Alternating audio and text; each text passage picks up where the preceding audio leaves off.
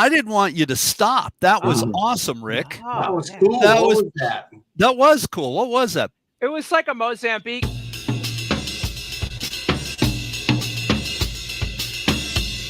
I'm sit Boom. Nice. I'm sitting down and I just want to shake my butt. That's really Yeah. cool. That's That's what really it's all cool. about. Sounds nice on cowbell too. You're like a real drummer, man. That's kind of nuts. Well, everybody, welcome to Drummers Education Connection. I'm Bart Robley. On TV. Exactly. I'm Bart Robley, and you are here live with us today on Drummers Education Connection. And I'm here with three of my great friends. It's the four guys back together again. We haven't had a deck episode with all four of us in a while. Up in the Bay Area, fighting a cold today, unfortunately, is Jeremy Steinkohler. Jeremy Steinkohler, how are you? Down in San Diego, just obviously killing it with the Latin Mozambique, shaking my butt groove, Rick Stojak. Hello, everyone. And out in Tucson, Arizona, the studious, very dapple looking Chip Ritter. How's Hello. everybody doing today? How you guys doing? Hey, so what we do is kind of our little thing. Always, today we're talking about inspiration. What got you inspired to be a drummer? What inspires you to practice? What inspires you to have a fruit smoothie? Whatever inspiration you have, we're going to talk about it today. But before we get started, we always do our thing. Talk about keeping the lights on. You can donate to us on Patreon. We'd greatly appreciate that. Helps us pay for our bills around here that we have. And then the other thing that we do is a thing called Good Things. And that's just stuff that we all have going on. And I am going to start with Jeremy because he's fighting a cold. That's not a good thing, but he's got so much cool stuff happening. Let's kick it off with him. Jeremy, what is good happening with you up in San Francisco? There's a lot of good stuff happening for me right now. Got 3 recording sessions coming up in the next 5 weeks with 3 different groups. And one of them, Mophone, is one of my band, Mophone, which is 2 saxophones and drums. We've played at the Monterey Jazz Festival 3 times and San Francisco Jazz Festival a bunch. And we're recording our 4th album, all original tunes, just 2 saxes and drums, nothing else, no smoke, no mirrors, all live in the studio. Very excited about that. And another recording session with my trio with Erica Oba, piano player, and Chris Bastian, the bass player, jazz, really great group. And then my son is needing to do a recording session for his college application. So we should come do a full circle, revisit that whole process, because we had a great episode about applying to college music school a couple of months ago. And now we're kind of in the thick of it. And he's doing all the applications and all the pre-screened video requirements. So he just happens to have a professional dad who's a professional jazz drummer who gets to sit in on his recordings. So Nice. Anything I can do to help the cause is going to be a good thing. Nice. Very cool. Yeah. Very cool. All right, Rick, what about you, buddy? Congratulations on that, Jeremy, by the way. That is so cool. On Cool that. stuff, Rick, what man. about you? What's happening good with you, buddy? Well, let's see. My brother-in-law, Gene Hoagland, just got back home from a 6 or 7 week tour out with Death Clock all over the country in Canada. They went out with the band Baby Metal, which is a Japanese extreme metal thing, which is huge now with young kids. And I think it's very cool that young kids are getting into some heavy rock and roll, with guitar and drums and double kick. And even my little niece in Connecticut, my little niece Madison, who's like 10 years old, knew Baby Metal. So I think that's kind of cool. And Gene wore a Rick Stojak drum studio, shameless plug. He wore awesome. one of my logoed studio shirts every single gig of the tour. Awesome. Really, really rad. So So thank that- you. Wait, did he wash it? Did he? He I had, was just he going to had ask that. 3. Okay.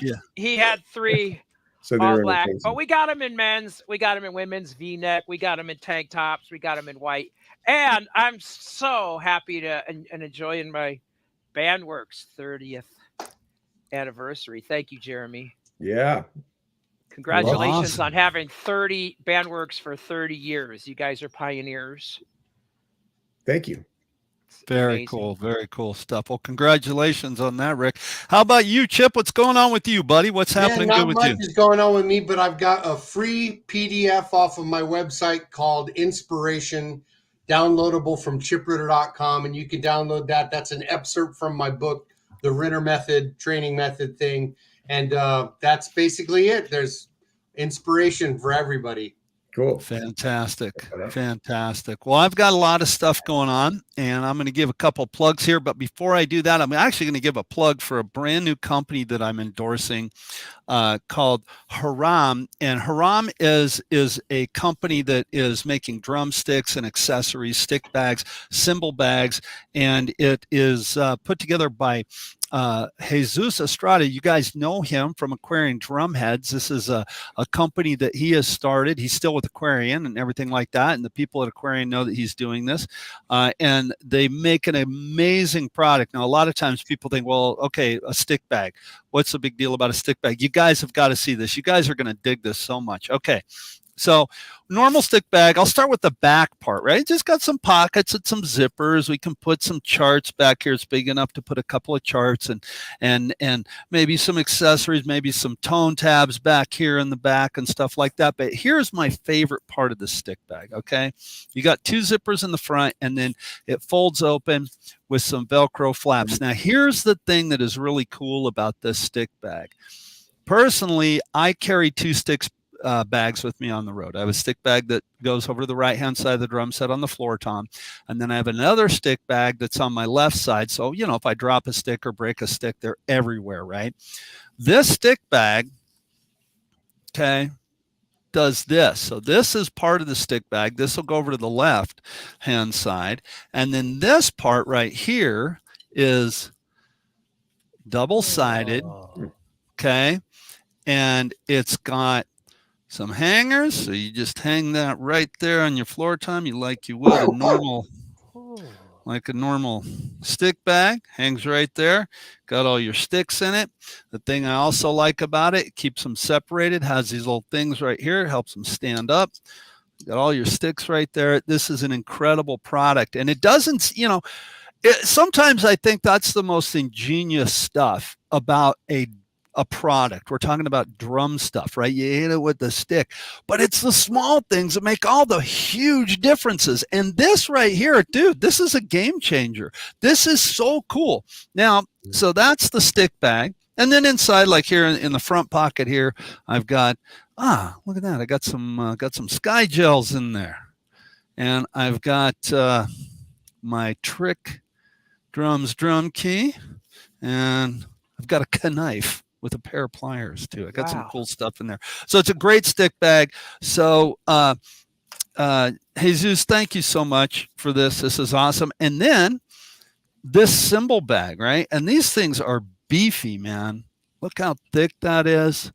It's got skid protection on the bottom. You've got a thing up front here for some smaller cymbals, a little bit bigger. You could put a couple of crash, you know, maybe a 15-inch or 14-inch crash cymbal there, probably a 16 to fit in there, a set of hi-hats right here in the front or a practice pad.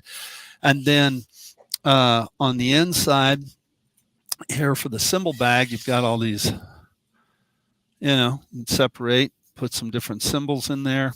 Different sizes, it'll hold up to like a 22-inch ride. You've got separators that come out for the cymbal. So they make a really, really, really good product. The zippers are really heavy duty. If you guys have had, you know, any gig bags ever, after a while, the zippers go out on you. These things are heavy duty, and you can wear it like a backpack. So there's a nice plug for congrats, Bart. Yeah, thank you. Yeah, and congratulations to Jesus, man. These are fantastic products. Fantastic products. So check them out. Chip, if you would, it is put a link in the chat below. It's Haram. I think it's Haram-Music. You can just look it up to their website. Go check them out. These products are fantastic. And then last shameless plug for myself, I have a new book out, The Rhythmic Journey, Unleashing the Beat Within. It's on 2 formats, Hudson Music. It's available now. You can download it. If you want a printed copy, you can go to my website, bartrobley.com, and you can buy, if you pre-order it there, I only have a few of these left. If you pre-order it now, you get a free copy of my ASAP drum rudiments. This is a printout. We can't see it very well with because of the light there. Let me switch to this camera. There we go. Rick's got the book up. Thank you for that, Rick. So we have a if you go to my website, we have the ASAP drum rudiments there. It's the original 26 rudiments, and on the back of that, the Attack of Mark the Shark, which is one of my my original compositions for my new book that's coming out next year called Etudes with Attitude. You can download all the music. You can download the rudiments. And I think that's about it. You know, how can I forget about this? This is the other thing I'm really, really, really excited about. I haven't told any of you guys this. Just this morning, I got the contract for the Attack of Mark the Shark. Just got signed to Crucial Music. So now I have 2 pieces of music signed to Crucial. Right on. Original compositions, which will be used in television and movies and commercials, and soon to be heard in a yogurt commercial on your television. That's great. Well, anyway. Wow, that's cool. Thanks. Sorry, guys. I kind of blah, blah, blah, blah, blah. No, that's good stuff, man. That's all great. We love to hear about our successes, you guys, and what we're doing. And this is what we're here for, is to lift each other up. So congrats. Right. Yeah. Congrats, man. That's a lot of stuff. You're so busy, man. Such a go-getter. Yeah, thank you. And I do have to say this. The plug for Haram. I mean, I am so grateful to be on their endorsement roster. I was really wanting to plug them. They make a great product. And Jesus, come on, guys, we all know him. He is such a sweetheart of a guy, and he deserves all the success in the world. That guy is awesome. Anybody or anything that's associated with Aquarian Drumheads, as far as I'm concerned, you know. They're the best of the best. So today's show is about something that I think we all like to talk about, and that is inspiration. And the inspiration might be who inspired you to play drums. The inspiration might be what inspires you to go practice drums when you don't want to, and you got to play something that you can't, because we need that inspiration. But I really think I think it's kind of what inspired us to get started, I think, is where this show will kick off, and the drummers that inspired us and the people that inspired us. I want to kick it down to Chip, because a lot of times, for some reason, we go to Chip last, and I don't know why, because Chip is a great guy. Look at him. Yes, sir. What inspired you, Chip? What inspired you to get started? As a young kid, I was always warned about being too loud. I was told to quiet down. I'm hitting stuff and playing stuff. And we went to my brother's football game, and the marching band came out, and there was this big thunderous drum line just going. It was just amazing and huge and loud. And I looked up, and my parents were smiling and clapping, and it was incredible. And I thought, you know what? That's what I want to be. That's what I want to do. And I got to meet all the drummers at the game and everything, and hang out with them, and it was just super cool. And I knew I wanted to be a drummer from that day. Those guys inspired me to play drums, and it just went on from there. Then I saw the Muppet Show with Animal on drums. And I said, get out of here. I got to be like that guy. And then I saw Buddy Rich on the Muppet Show. And then I was like, oh, man, I got to be like that guy. And it was just one thing after another that inspired me. That's how I got inspired to play drums.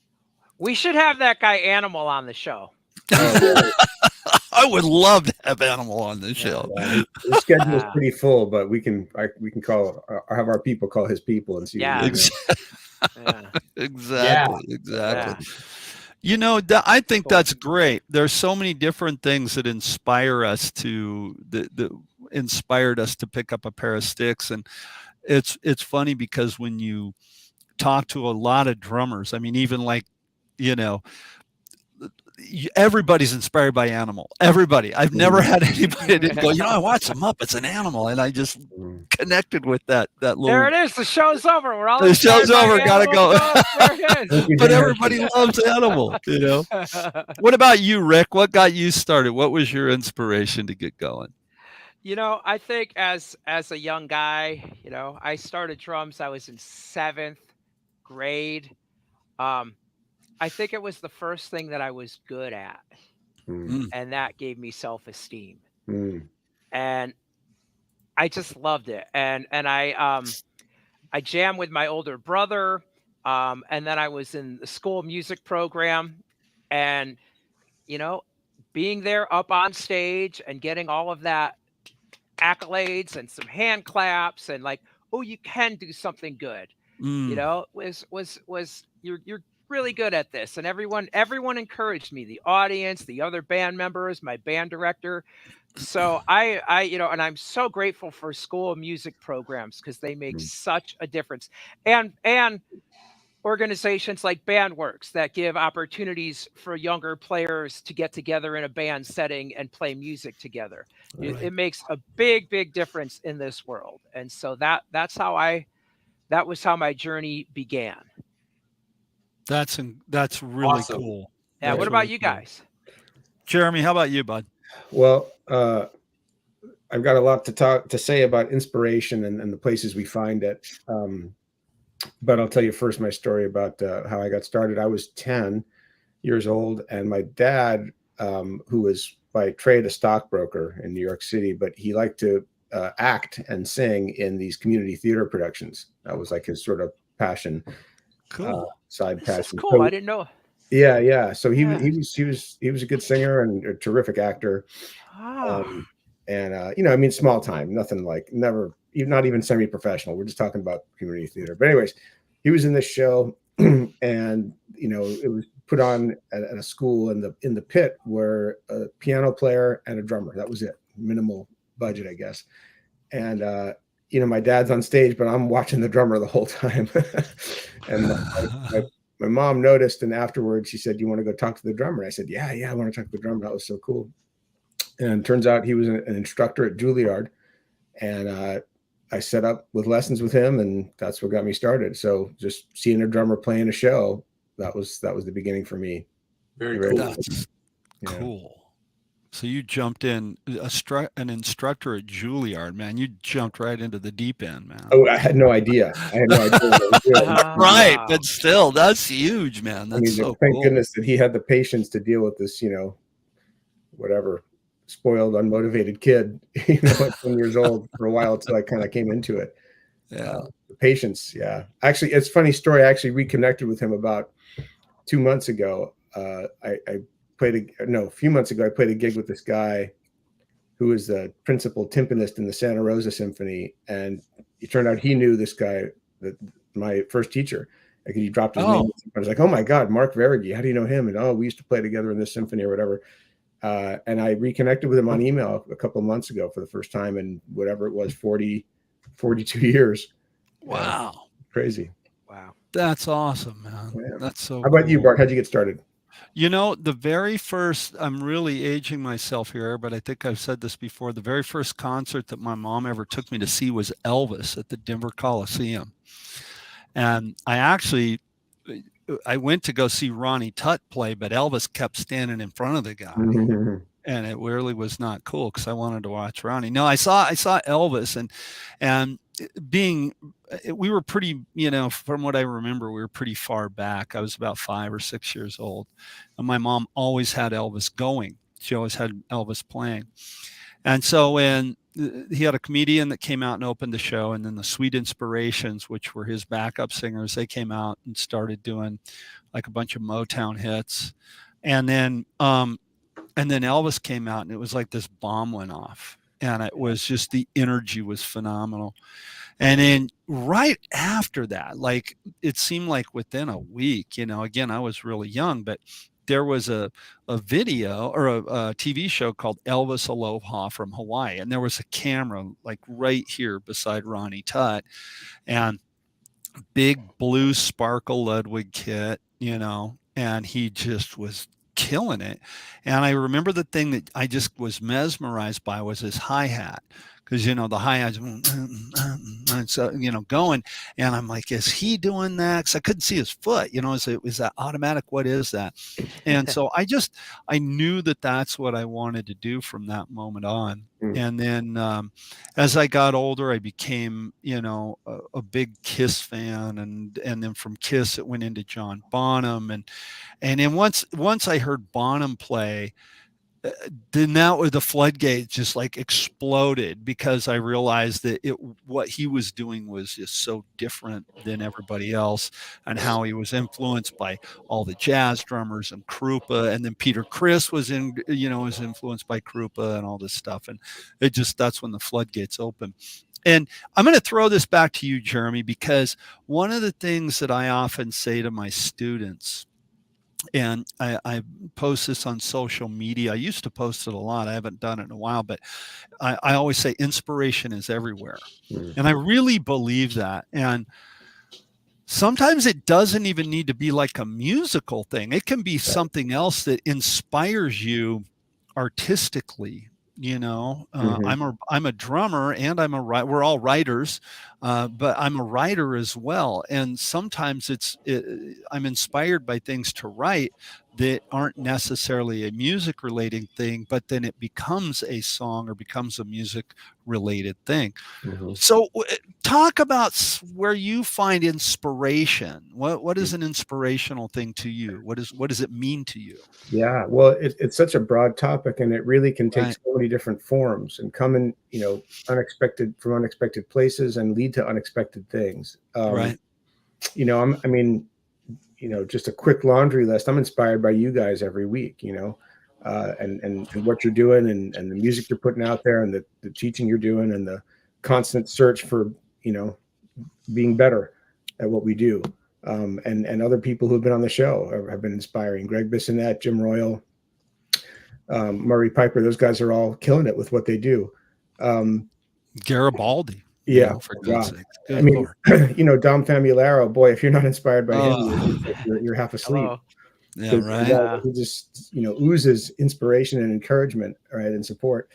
So there's that piece of the puzzle, like seeing people doing what I'm doing and doing it well, and making me want to be better at what I do because I see them being good at what they do, and not in a competitive way, but just in like, yeah, that's really good. Like Bart's got his book that just came out. Oh, it makes me think about writing another book, or Rick's got his studio that looks so great. Oh, it makes me think about upping my studio game. But to go more broadly, like I'll sometimes be inspired to write music from, tunes I hear. There'll be a little clip of something that'll stick in my mind that'll cause me to write something. I've written a song based on a dream I had one time. I've written songs based on things I've observed in nature. And driving along the California coast inspired me to write a song about my experience doing that. Playing dominoes. I wrote a song about playing dominoes. Really? Yeah. I mean, instrumental jazz tunes, right? So it's hard to, the connection is really known. You kids know whatever you want, but it's about a domino game, right? At least 4 different sections of the song. That it's good to remember. It's not just from, and of course from our teachers, right? I mean, like my first teacher, my second teacher, my third teacher, every drummer I've ever taken a lesson with, or sometimes I've even just guys I've seen perform, or even just listened to. I mean, when I was in my 20s, I listened to music like 24/7, and I had records on, I had CDs on, and Steve Gadd, man, I just would go deep into his playing, and not just him, but like dozens of guys. That Elvin Jones, my God, it was like a profound experience. I went and saw Elvin when I was 17 for the first time. I sat like 3 feet from his bass drum, and I was just wow, Lord. So all over the place, man, all over the place.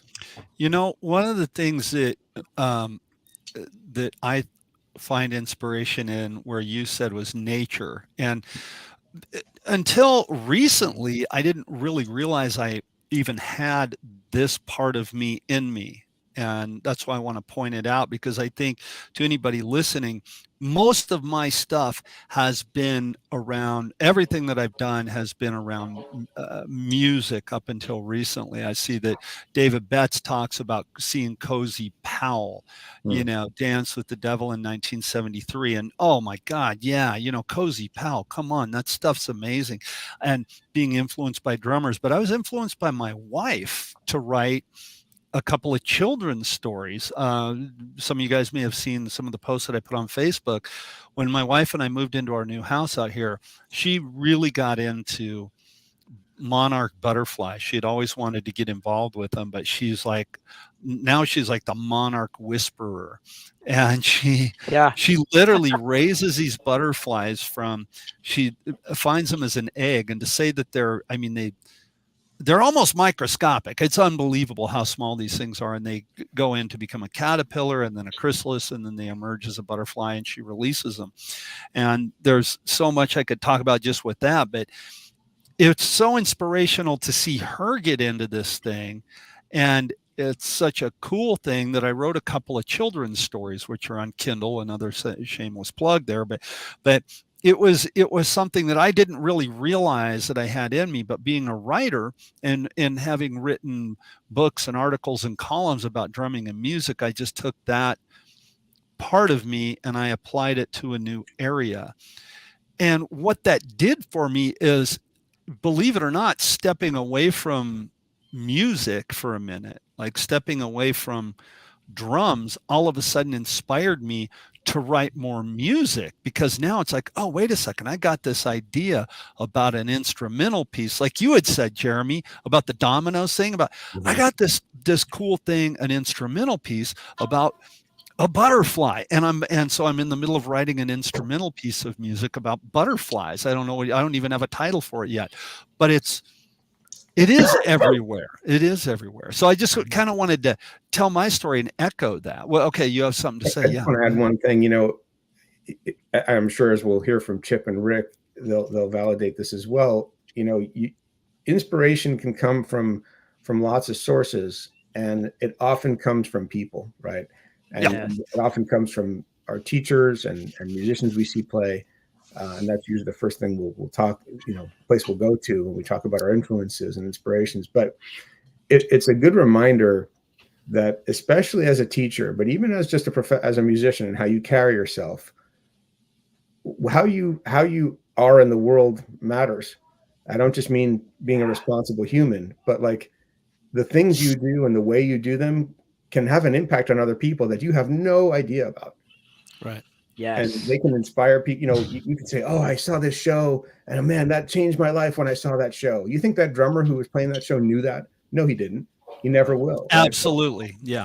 But because he was bringing it and bringing the best of himself to it, David or whoever it was inspired by that. And we've all had that experience, seeing people play live. And so it's a good reminder, to be the best version of yourself in the moment with everything you're doing, whether it's performing or teaching or just engaging with the world, because you never know how your actions will impact others and where they might lead. And you could have a profound impact on other people's lives just by doing what you do, well, and with if you remember, I'm sorry, I didn't mean to jump over you, Jeremy. I have to throw this in there because of what you just said. When Greg was on the show, Greg Bissonette, some of the inspiration I get from him, every time I'm around the guy, just talking to him, I got to go and watch him do an album one time, and his playing obviously speaks for itself. But what you just said, the person that he is, I mean, he's just a great human. Like you want to be a better person because of the way he's treating you. Yeah. And that's so important. And I'm sorry, Jeremy, I didn't mean to step on you, but I had to throw that in there because it's like exactly what you were saying. Exactly what you were saying. Well, it's like every week with you guys, and when Jim Royal comes on the show, I walk away feeling like, wanting to do better at everything that I do, because I've seen you guys kicking ass in so many ways. How about you, Rick? It just makes me think about the community of drummers that we are all ideally, and I see it so often that we like to connect and we like to be very supportive of each other. And I always keep in mind Dom's message that was consistent through his entire career is that's to be kind to one another. And you can make such a difference in a person's life. And I would recommend, I've gotten so much inspiration from my teachers, and they are like the type, like what you're talking about with Bart, like Greg Bissonette, a person who is so positive and so encouraging. Like for me, I find my inspiration, if something's fun, I'm inspired. And that's just honest. What inspires me? Fun, you know? And so I'm very much about being in the flow, and I'm not saying don't work hard and don't struggle through challenges, but if it's feeling good and it's really, really fun and it's a healthy activity, that's just inspiring. I get inspired watching students who, we're at this level. We've all been drumming for whatever, over 30 years or 40 years. And so we're working on something new, and that's challenging for us. But every little student who we've ever worked with who just is trying to, they're doing the exact same thing. We're all in the same boat together. We're all just trying to elevate a little bit. And when I see a person, just add something new to their drumming, a newer drummer, that inspires me so much. I'm like, wow, all you could do was this, and now you can do that. Just changing a simple pattern. I can't do that. What was that? I'm just kidding. Yeah, do that again. What was that? I mean, that's a lot of hard work. And I've built the whole career doing the first one. Okay. Let's not get crazy here, But that can be so inspiring. We don't have to always think to find inspiration. Tony Robbins and, anybody can inspire us. So I say, open up your eyes and bring the best out in people, and what we can all inspire each other. And so, and the other thing that I want to, that comes to mind. Well, there's a great book called The Talent Code. I've mentioned it before in the show. And one of the chapters is on, usually there's a spark, there's an event, something that happens, whether it's, a musician or an athlete or, in the, let's say the creative careers or actor. And that spark, that event could come at any age, for anything. So don't put a limit like, oh, well, you guys all started when you were teenagers, So I see people come in and they're over 50 and they're just getting their first drum lesson and they're getting the spark now. And so and how inspiring is that to see older, senior citizens taking this up for the first time because they've always wanted to. Like, I love that. I know. Yeah. It's beautiful. That's one of my favorite things when somebody says, I've wanted to play drums my entire life and I've just never done it. And then they sit down and they play the first beat that Rick just played. And the second that they do it, it's like taking the wheels your hands off of somebody that's riding a bike. They just, they're like, oh my God, I'm doing it. They love it. Hey, Chip, what about you? What about like inspiration to you? Talk a little bit about what we've been saying. I like what everybody's been saying. I've been really enjoying this show. There's a point in time when a drum student starts playing along with the music and they start getting it, and the unconscious lip curl of their smile starts to happen. And I start to really just, that moment comes across, and that inspires me, man. Like you said about older students, I have some older students coming in and want to give drums a try, and watching them struggle and then succeed and then smile as they play what they're playing for the very first time and getting it right. That just lights me up inside and inspires me for more and more. I mean, And Jeremy's right. It's such a broad topic. It can come from anywhere. I remember the movie Rudy inspired me to practice. Yeah. Mm-hmm. You know what I mean? Just watching that movie made me want to go get it. I was trying to practice watching that movie, but I was crying like a baby. I mean, I couldn't, sorry. I was inspired to write my book by watching an interview with Oprah Winfrey. Wow. Seriously? Cool. Really? Wow. For real. Wow. Do tell. I got to hear this. Wow. As someone sent me this video. It was really great. It was Oprah Winfrey being interviewed instead of interviewing. And honestly, I've never once in my life watched the Oprah show. Never once. And so I know who she is. Obviously, anyone not living under a rock knows who Oprah is. She's a massive, celebrity and personality. And she's actually, really smart, really cool woman. And she was talking about just sort of, finding your purpose and doing what you're supposed to be doing and passing on knowledge and sort of going where you're inspired. She was actually talking about that. And that's me thinking about, how I teach and the stuff that I communicate in my teaching and stories that I tell and use to illustrate certain things about drumming and life experience. And I thought, I should put that down on paper, Yeah. So, I mean, you just never know. You just never know. You got to be open to it. And I love what you said, Rick, about being inspired by your students. They don't realize it. They're just there to learn. They think you know everything and you're just showing it to them, but we get a lot back from that situation as well. Yeah, absolutely. Absolutely. Yeah. I watched an interview one time. I was watching an interview with Peyton Manning, and it inspired me to watch some videos from his football camp.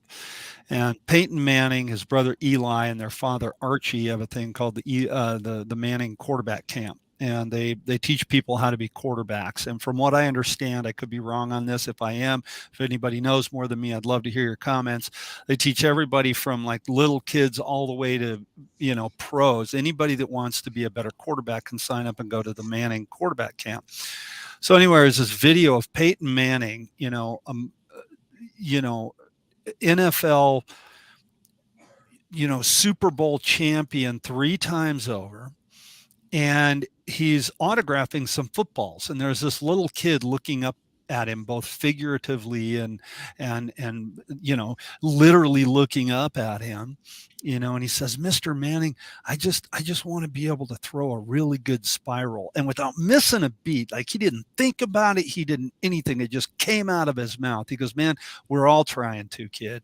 And it was he instantly was like, from being a Super Bowl champion, he instantly went to this kid's level. I'm like, dude, I get it, bro. Let's go work on it. Yeah. And I think that shows such incredible humility. And I think that that's something that I try to convey to my students all the time, that, hey, yeah, let's do this together.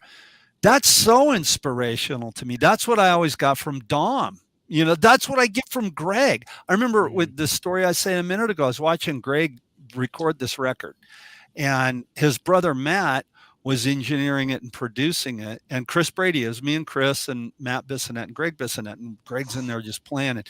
He comes walking out, comes into the other room, and he goes, he was like, "How'd it sound?" And I just go, "Dude, you're a machine. You sound great." And he goes, "I don't feel like a machine." And it was really a complex piece of music that he was recording, but he's reading, playing it and everything like that. But immediately it was like that Peyton Manning thing where he was just, he was a human. He was one of the guys, He's just trying to do. I think that's inspiration. Yeah. I think that's being inspirational. I think that's inspirational. My son, Evan, I've mentioned him many times before, is really accomplished jazz piano player. And he, for the last few summers, has gone to this program at Stanford called the Stanford Jazz Institute, Summer Jazz Camp, whatever.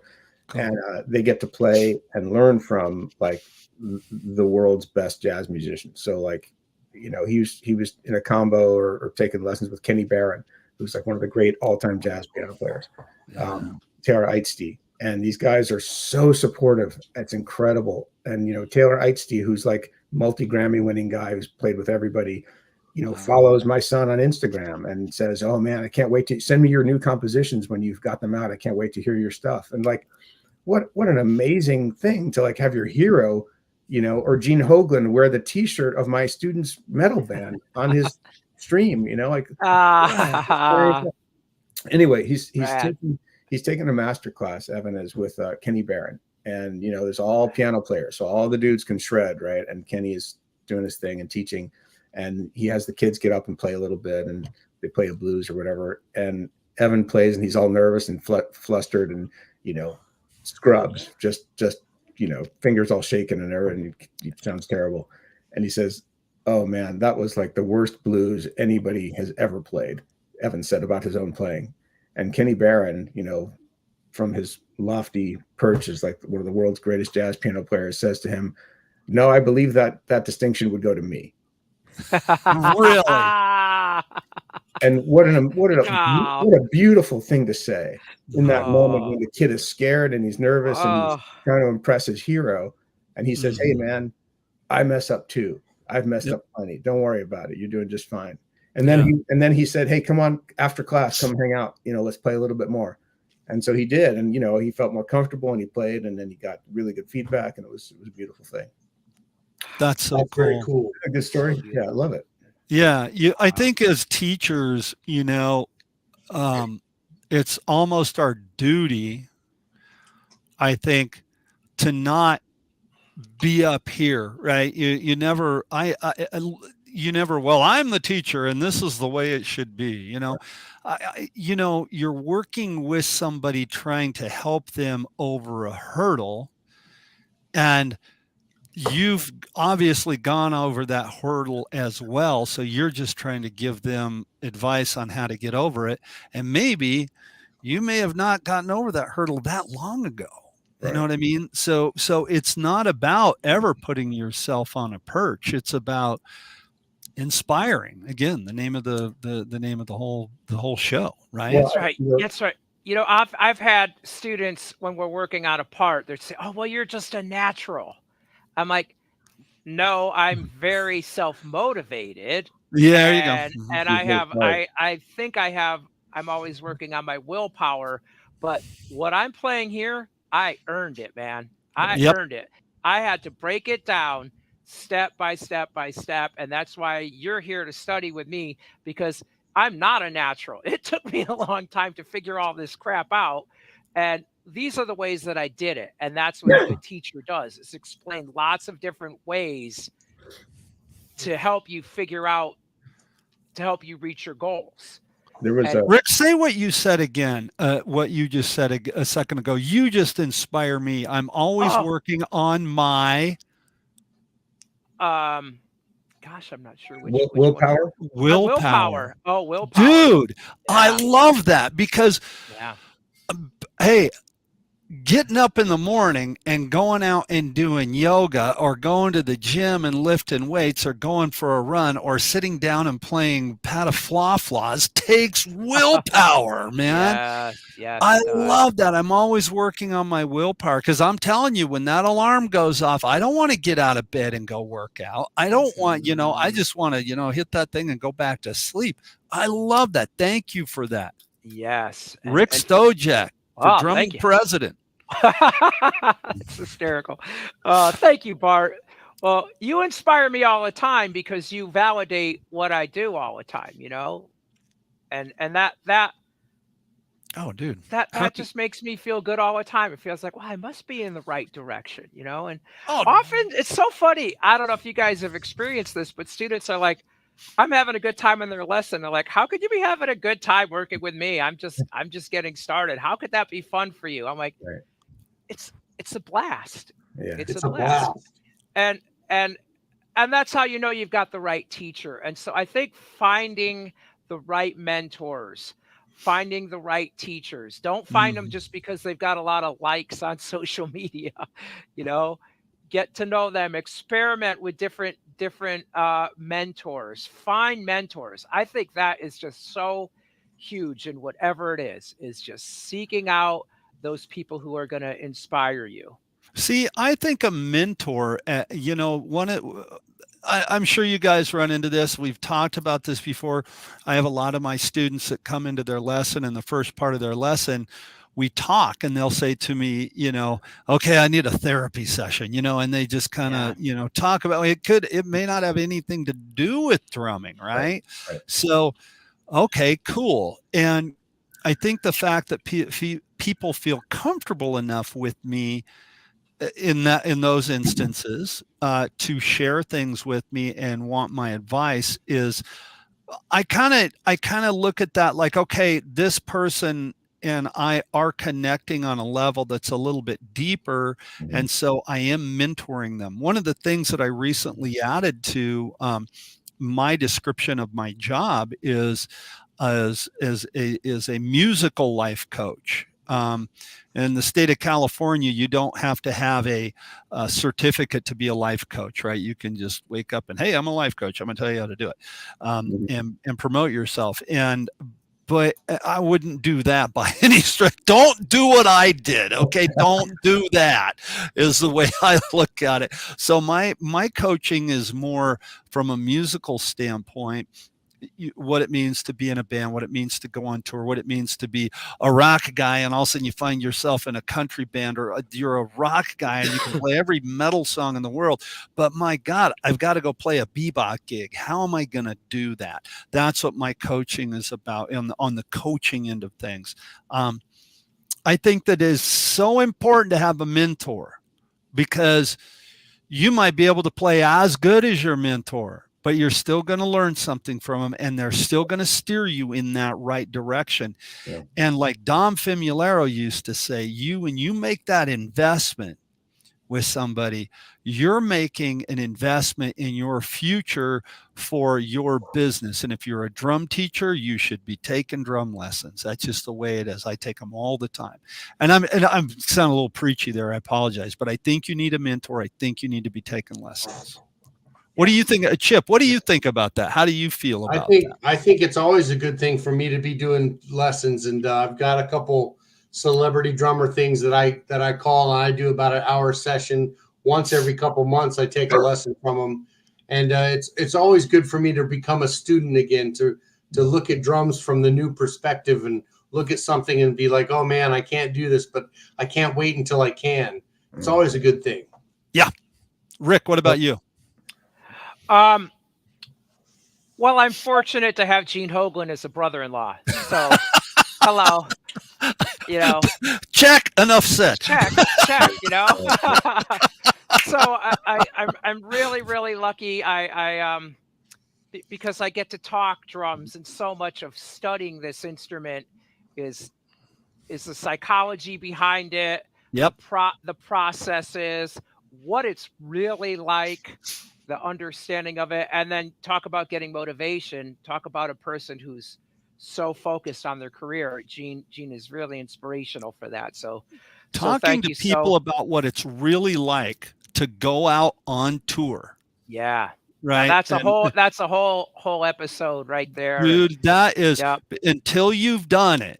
I'm not and if it's, hey, I've gone over, over here and played gigs everywhere. I'm talking about being on a tour. Until you have done it, it's a completely different animal than what you're thinking it is. That's right. That's right. So that right there, what you just said, Rick, I love that. Yeah. And when I said that, I'm not doing this. I mean, I get it. That's all I'm saying. Jeremy, what about you? Mentors, taking lessons. You got one? You do it? How do you feel about it? I don't have anybody that I'm taking any kind of regular lessons with now, but I have taken a lot of lessons as a professional. I think the most recent one was like a year and a half ago with Daniel Glass during COVID. And then I learned a ton in an hour and a half, and we just worked on stroke mechanics, and it was eye-opening. But I've taken some lessons with some pretty heavy dudes. I used to, when jazz bands would come into town and play at the big jazz club in Oakland, Yoshi's, I would sometimes go up to them after the show and say, hey, you're available for a lesson while you're in town. And, I got to take a one-off lesson with a handful of really great players. There's